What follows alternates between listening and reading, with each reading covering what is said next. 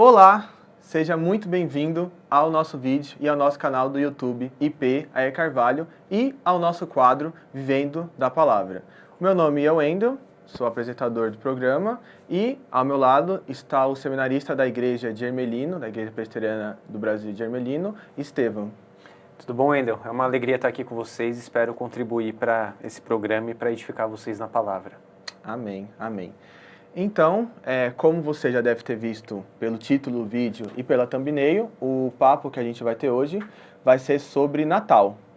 Porém, o assunto não é o Natal no que tange ao nascimento de Jesus ou questões como encarnação, já que a encarnação de Cristo se dá no nascimento de Jesus. Então, o assunto não é focado nisso, sobre o tema do Natal. Mas sim, o objetivo do vídeo e da nossa conversa, é mais no sentido do Natal, sobre a comemoração natalina e como o cristão se relaciona com essa comemoração. Já que existem certos grupos, como o Testemunha de Jeová, que eu consigo lembrar de cabeça agora, que não comemoram o Natal e nem outros tipos de, celebrações, por conta do Natal, nesse caso, por ele ter uma origem pagã. E por conta disso eles acham errado comemorar o Natal. Então, já que eu introduzi assim o assunto, eu gostaria de perguntar, Estevão, qual é a origem do Natal? Para a gente poder entender já desde o começo, para a gente poder desenvolver essa conversa. Tá bom. Eu acredito que seja importante, falando do Natal, justamente fazer essa separação. A ideia da origem do Natal e a essência do Natal. Sim. Porque, quanto à origem, existem muitas coisas que têm origens que não são propriamente cristãs e que não são más, essencialmente dizendo. Sim. E por outro lado, tem coisas que têm uma essência cristã, mas hoje em dia se perdeu a forma, a comemoração e tudo mais. E, bom, fazendo essa separação da essência do Natal e da origem do Natal, e falando exclusivamente da festa, a gente precisa primeiro dizer que existem 3 teorias sobre o surgimento da comemoração do Natal no meio dos cristãos. Não se tem muita certeza, então. Exatamente. De fato. Exatamente. A primeira coisa é que é o seguinte, o primeiro documento que fala sobre o Natal sendo comemorado em 25 de dezembro é um documento que se chama Cronógrafo de 354, ou Cronografia Filocaliana, tá?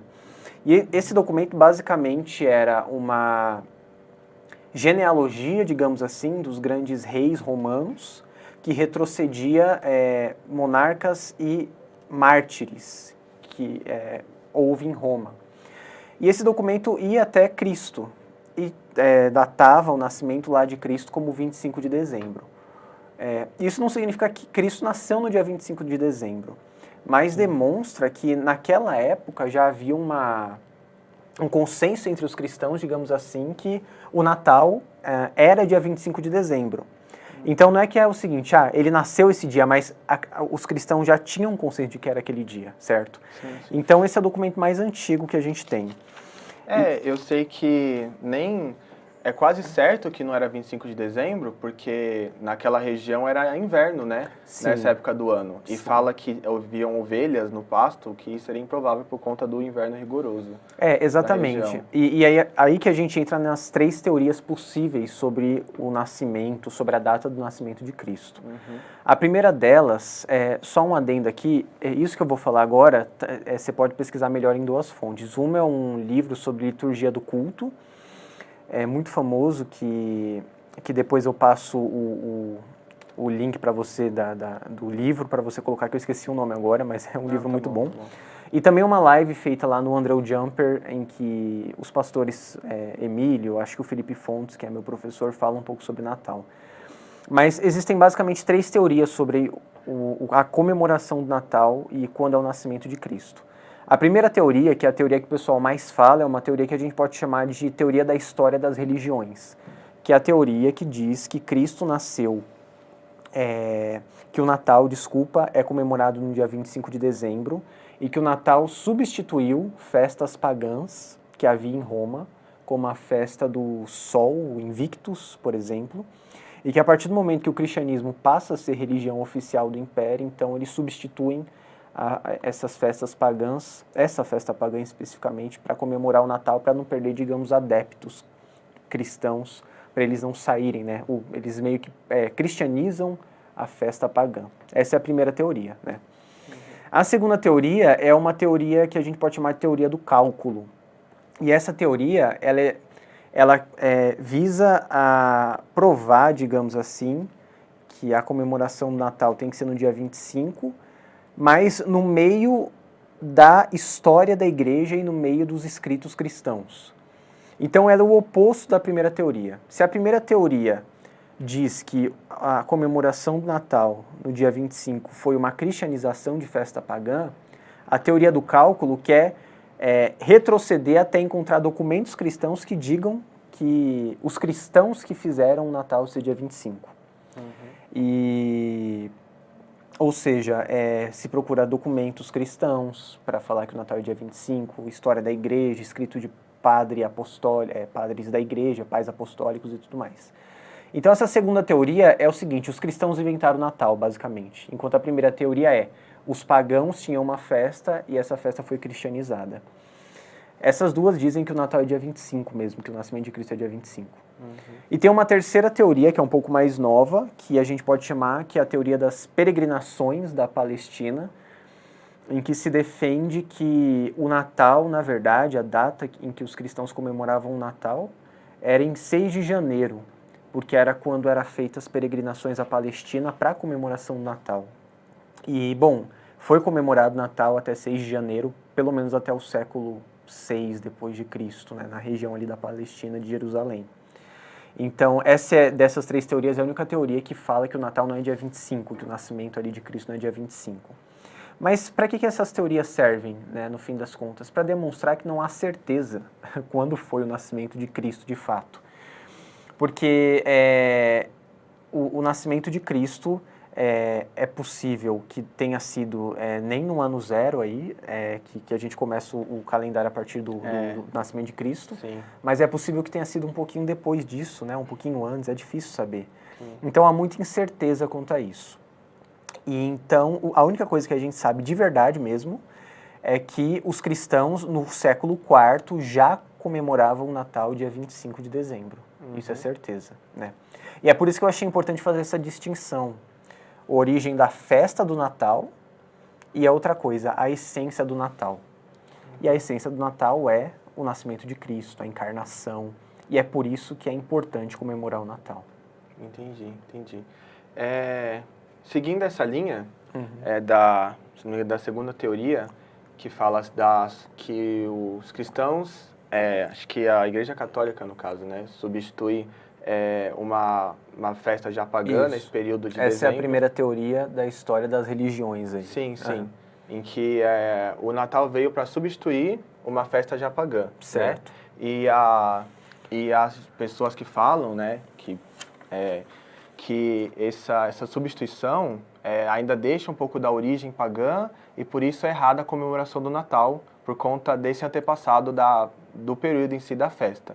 Então eu queria saber, tipo, por que não é errado a gente comemorar o Natal, mesmo ele tendo essa origem, tanto católica ou antes disso, uma origem romana, pagã, que tinha certos cultos a outros deuses?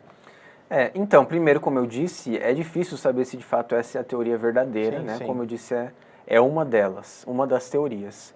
E eu acho que a grande questão é o seguinte: quanto a origem da festa impacta de verdade a comemoração de uma festa que é essencialmente cristã.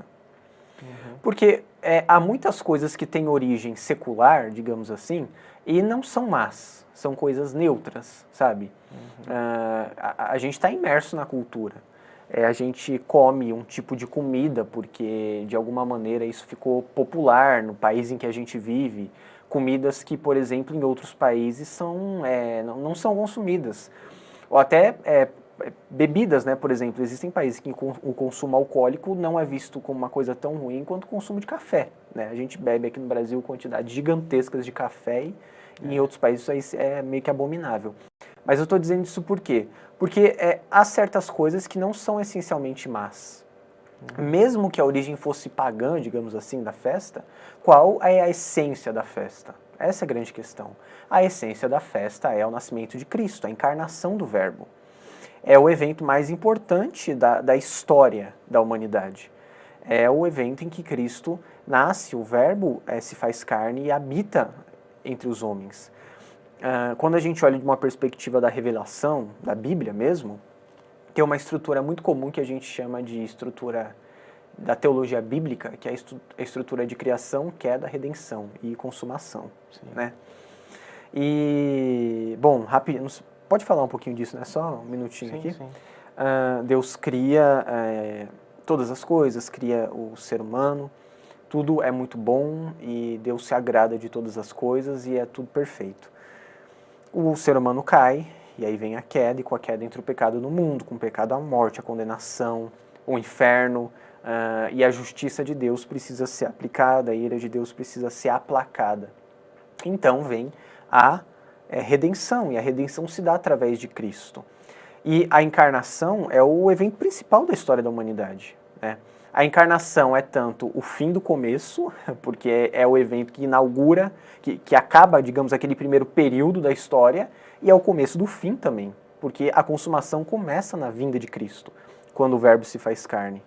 E quando Cristo vem, se iniciam os últimos dias. Então, o Natal é importante, e é extremamente importante, porque a igreja, no Natal, enquanto a gente tem a comemoração do Natal, a igreja anuncia que o rei vai voltar e vai redimir todas as coisas de uma vez por todas. Se a gente ficar focando só na origem da festa, que, sinceramente, eu não creio muito nessa ideia de que é uma festa pagã, eu acho que é muito mais um consenso que houve na cristandade, mas isso para mim, de certa forma, é um pouco irrelevante. Até se a gente focar só nisso, a gente perde a essência do negócio. E qual que é a essência da festa do Natal? É que Cristo veio, e assim como ele veio, ele voltará. O Natal serve para a pregação do Evangelho, para anunciar as mensagens das boas novas, para anunciar o evento principal da história da humanidade, para um mundo que está cada vez mais secularizado. E uma segunda aplicação possível é que a cada dia que passa o mundo se torna menos adepto ao Natal. O mundo se torna mais secular, menos cristão, mais pós-moderno, menos adepto à mensagem do Natal, se identifica menos com Cristo. Tanto que o Natal que nós vemos hoje em dia é um Natal muito mais secularizado. Né? Antes de vir para cá, eu estava dando uma pesquisada em uma coisa para falar, eu queria achar uma foto e eu consegui. É uma foto de uma Páscoa que teve em Nova York em 1956, na Times Square. E nessa festa, nessa Páscoa, grande parte dos maiores arranha-céus que haviam ali foram iluminados com um formato de cruz. As janelas ficaram em formato de cruz. Bonito. Exatamente. E, bom, eu fui realmente pesquisar, fiz o fact-check lá, e é verdade isso, né? Tá até numa agência de... Não é fake, é verdade mesmo. E a última vez em que algo aconteceu assim nos Estados Unidos foi em 1984, em Oklahoma, nos Estados Unidos. Oklahoma City. Depois disso nunca mais aconteceu. Então olha só como a mensagem do Natal ficou secularizada, né? Isso aqui era uma véspera de Páscoa e, poxa, nas cidades mais importantes do mundo tinha cruzes nos prédios, nos maiores arranha-céus. Hoje em dia isso jamais aconteceria. Né? O que nós vemos são outros símbolos da cultura se impondo, sobrepondo cruz ou a mensagem do Natal, ou a manjedoura, ou o presépio, que seja. Esses símbolos estão sumindo. Então eu acho que comemorar o Natal é estar no lugar em que Deus quer que nós estejamos, que é de anunciar o Evangelho. Sim, eu percebo isso, que muito se fala, tipo, por que comemorar o Natal com essa origem? Ou até mesmo, depois eu quero entrar um pouco mais nesse assunto, sobre, hoje em dia o Natal já está totalmente banalizado, porque muitas vezes vira uma desculpa para as pessoas se embebedarem, ou só para festa, ou apenas presente, sem Cristo na história. Né? Como você disse, está cada vez mais secularizado. Mas eu acredito que para nós como cristãos, o Natal é uma grande oportunidade, porque ainda há noção, as pessoas ainda têm noção que é sobre o nascimento de Jesus. Sim. Ainda se fala sobre isso. E ainda se tem noção de que o Natal, de fato, é a comemoração do nascimento de Cristo. Então as pessoas estão um pouco mais abertas ao Evangelho, a ouvir um pouco, e também criam oportunidades como compartilhamento de vídeos sobre a história, ou como aqui, por exemplo, na igreja vai ter uma cantata, e vai ter um teatro, e vai ser uma coisa mais diferente, o que pode chamar uma atenção para as pessoas ouvirem o Evangelho. Tipo, vem na igreja, vai ter uma cantata, vai ter algo legal, e aí o Evangelho pode ser pregado ali, entende? Já cria Sim. uma oportunidade. Eu acho que isso é algo bom para o cristão no Natal, porque ele não deve deixar tanto essa história da origem do Natal ser conturbada, entre uma das teorias, ou uma questão de que há pessoas que comemoram o Natal de forma errada. Mas perceber nisso algo bom no Natal, na comemoração natalina, que é poder evangelizar, entre outras coisas também que podem acontecer.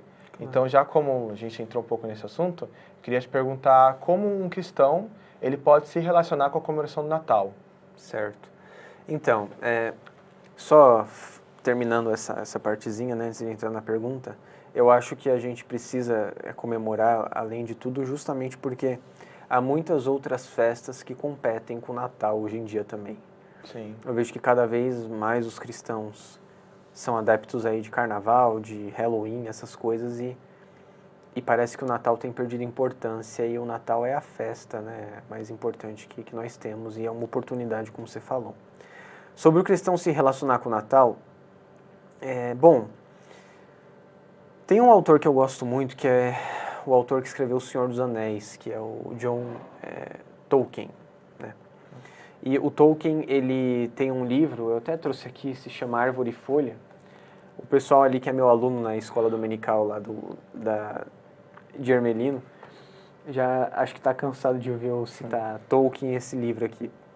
Mas é porque esse livro é um ensaio que ele fez quando ele estava em Oxford, estudando a estrutura dos contos de fadas, que foi o que ele escreveu, O Senhor dos Anéis, O Hobbit, são contos de fada. Bom, resumindo aqui, para não ficar muito extenso e não ficar muito técnico também, o Tolkien ele tem uma visão de que os contos de fadas, histórias encantadas, que como ele chama, seguem a estrutura do Evangelho. Ele vê que as histórias têm uma ideia de era uma vez, criação, aí tem algo que acontece que faz a trama acontecer, a queda, né? E por fim existe, ele chama essa queda de catástrofe, e depois você tem a redenção, que ele chama de eucatástrofe, que é quando existe a redenção de fato. Você observa isso em contos de fadas famosos, até mesmo nos contos de fada da Disney tem essa estrutura. A Branca de Neve vai lá, começa tudo bonito, aí ela come a maçã e depois o príncipe resgata ela. É uma estrutura padrão, tá? E as histórias ocidentais costumam seguir essa estrutura. E até nas histórias que fazem sucesso entre os cristãos, as Crônicas de Nárnia acontece isso, O Senhor dos Anéis acontece isso. E o que o Tolkien defende é que essas histórias todas ecoam o Evangelho, porque o Evangelho tem essa estrutura. E o que ele diz é que essa estrutura é a estrutura da redenção da humanidade. E é por isso que existem tantas histórias que copiam essa estrutura aí, tá? Nós temos precisamente isso no Evangelho. A criação, quando Deus faz o homem, a queda, ou a catástrofe, e a eucatástrofe. E a conclusão do Tolkien, que era um cristão também, um católico, é que o nascimento de Cristo é a eucatástrofe da história da humanidade. E é o que dá significado a todas as coisas. É o que dá significado à história humana. O cristão precisa se relacionar com o Natal nessa perspectiva de que não há evento mais importante para a história humana do que Deus se fazendo homem e habitando entre nós. Quando você olha todo o sistema sacrificial do Antigo Testamento, o que nós percebemos é que animais estavam no lugar de pessoas que mereciam condenação. E eles eram mortos, eles eram sacrificados, o holocausto, a expiação, o dia da expiação acontecia. Cristo é aquele que cumpre todos os tipos do Antigo Testamento e quando ele nasce, todos os sacrifícios, tudo que havia, estão sobre ele, sabe? Então, não há nada que dê mais significado à história humana do que o Natal. O relacionamento do cristão com o Natal precisa passar justamente por isso, que ele precisa anunciar a mensagem do Evangelho. O Natal, que vem de natividade, que significa nascimento, e se refere principalmente à pessoa de Cristo, precisa apontar para o que aconteceu lá em Belém, para a maneira como Deus humilhou o seu Filho, porque Cristo foi humilhado se fazendo homem. Ele, sendo igual a Deus, é o que diz Filipenses, não tomou por usurpação ser igual a Deus, mas aniquilou-se a si mesmo. Tomando a forma de servo, se fez homem. Fazendo-se homem, humilhou-se a si mesmo, sendo obediente até a morte, morte de cruz. Então, Deus se fez carne. É o que João diz também. O Verbo se fez carne, habitou entre nós e vimos a sua glória como a glória do unigênito do Pai, cheio de graça e virtude. Deus se humilha e se faz como um de nós. Cristo faz isso.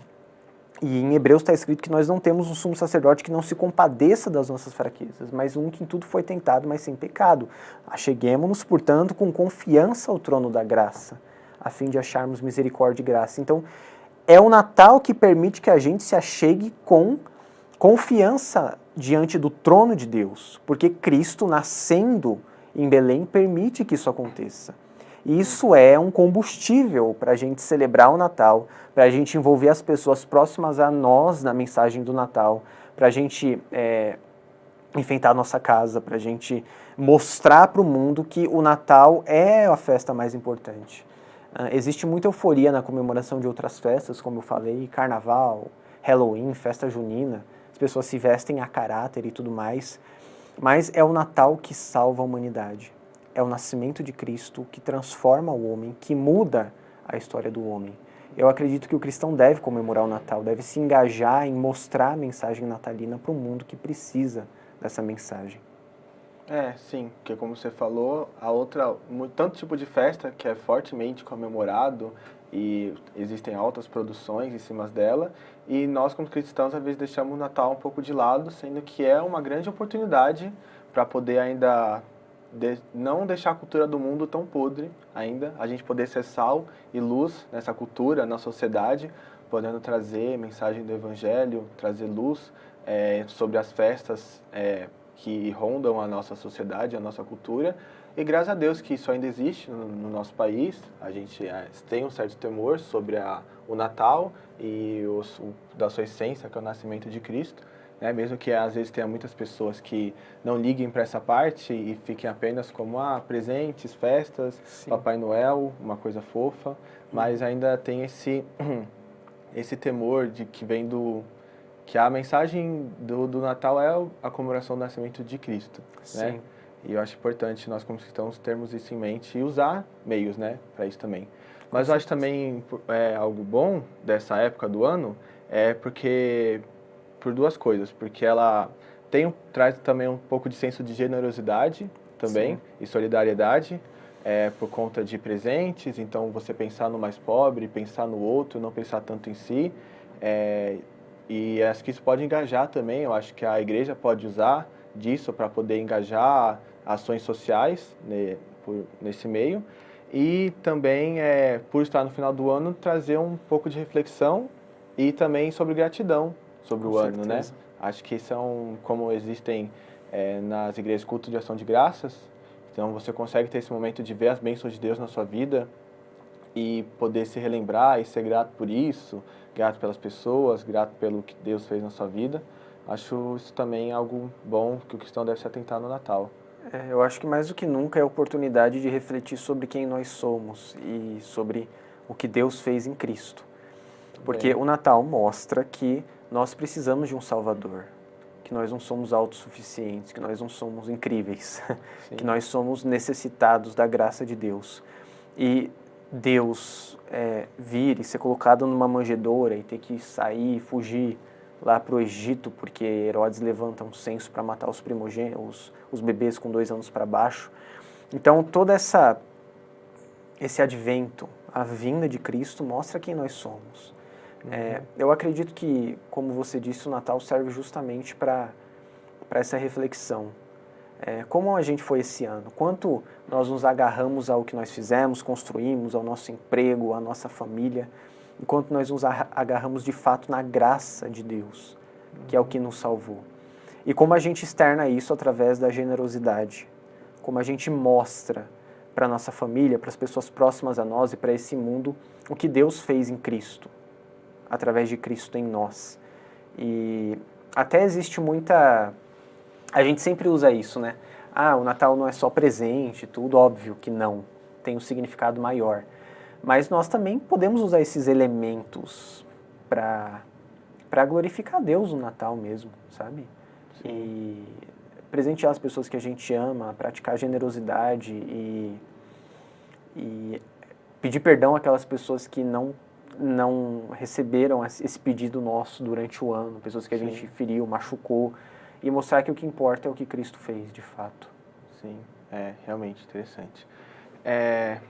Também gostaria de te perguntar, pensando bastante sobre a igreja em si, como instituição, como você pensa que a igreja ela pode lidar com o Natal, tanto tipo, coisas que a igreja pode fazer aproveitando esse período e também a igreja lidando com pessoas que não optam pela celebração do Natal, ou que discordam da celebração por vários motivos, ou que talvez de alguma forma se feriram com o contexto natalino, talvez pela família, e não são adeptas ao Natal e por isso perdem essa oportunidade. Tá. Então, eu também acredito que esse assunto a gente pode dividir em ter duas visões sobre ele, duas partes. Primeiro, considerar o Natal na liturgia da igreja, certo? E considerar na vida da igreja, digamos, fora da liturgia do culto. Quando a gente fala do culto, eu acredito que o Natal pode ser incorporado na liturgia da igreja. A minha igreja, por exemplo, faz decoração de Natal e eu acho muito bonito ter decoração de Natal, particularmente. Eu acho que não pode ter exageros na decoração de Natal e não precisa ter símbolos que diminuam Cristo no Natal, como, por exemplo, Papai Noel na igreja, tal. Isso, de fato, eu acho que não precisa. Mas quanto a luz ou árvore, eu não tenho problema com isso, não vejo problema, tá? E na liturgia, eu acho que é uma ótima oportunidade para colocar hinos natalinos, ter mensagens sobre o advento, a vinda de Cristo e demonstrar o motivo, sabe? Às vezes, na sua igreja não houve pregação de Lucas 2 falando sobre a vinda de Cristo no decorrer do ano, ou não houve pregação em João 1 falando sobre a encarnação do Verbo, ou não teve nenhuma pregação falando sobre o nascimento de Cristo mesmo. E eu acho que o mês de dezembro é ótimo para isso, sabe? Quando eu for pastor, se Deus permitir, eu acho que dezembro vai ser um mês que, de fato, se Deus permitir, eu gostaria muito de pregar realmente sobre isso. Sobre a vinda de Cristo, os primeiros capítulos dos evangelhos, o que aconteceu, a mudança que houve no mundo por conta disso, como coisas se cumpriram no nascimento de Cristo, profecias e tudo mais. Então, na liturgia, eu acho que pode ser incorporada a mensagem natalina de uma forma equilibrada. O culto é para Deus, mas a gente pode fazer mensagens com textos que falam do nascimento, cantata de Natal e tudo mais. E a segunda parte é a vida da igreja, digamos, fora da liturgia do culto. E aí eu acho que também é uma ótima oportunidade para praticar generosidade, de fato fazer ação social, distribuir cesta de Natal e pregar o evangelho. O que não pode ser feito é simplesmente fazer a ação social desconectada da pregação. Porque tem muitas ONGs que fazem isso. Sim. E muitas ONGs que recebem financiamento grande podem fazer até melhor que a igreja. Agora, qual é a ideia, qual é o foco? Fazer ação social, distribuir realmente para quem precisa, para que o necessitado tenha o que comer. E, ao mesmo tempo, pregar o evangelho, mostrar que aquela comida que está sendo oferecida é temporária, mas Cristo é o pão que desceu do céu, que tira a fome das pessoas.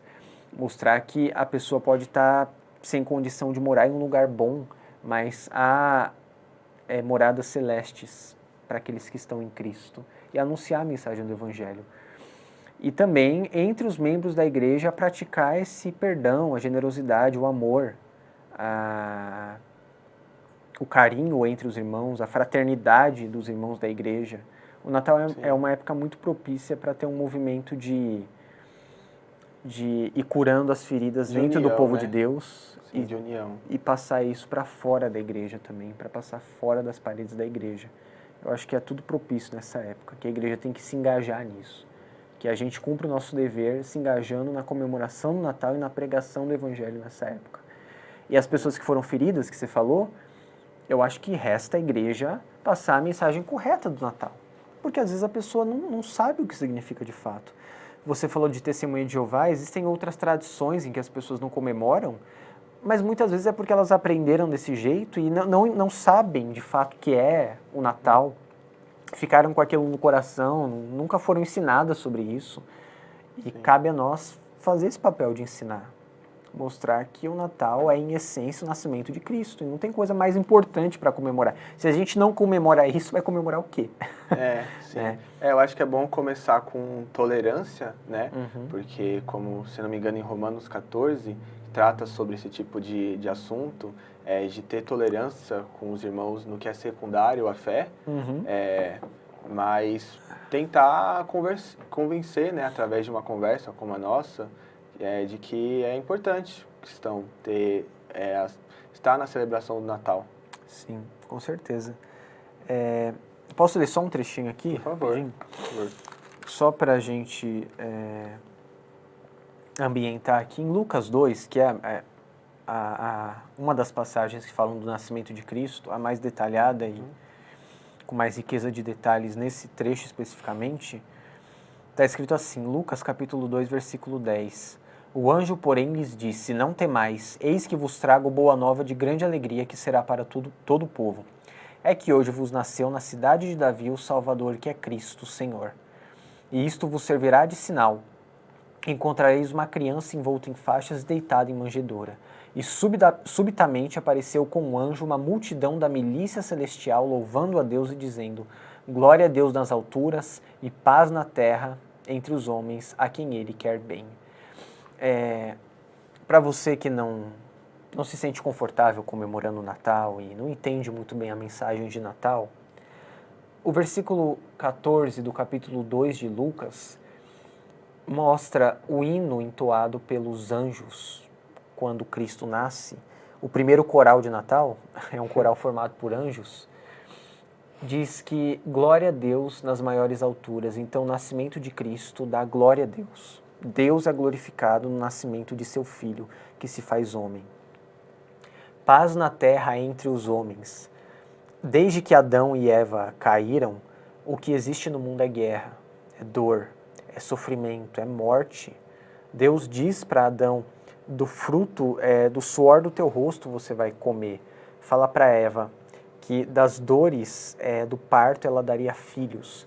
Fala que a terra seria amaldiçoada pelo que eles haviam feito.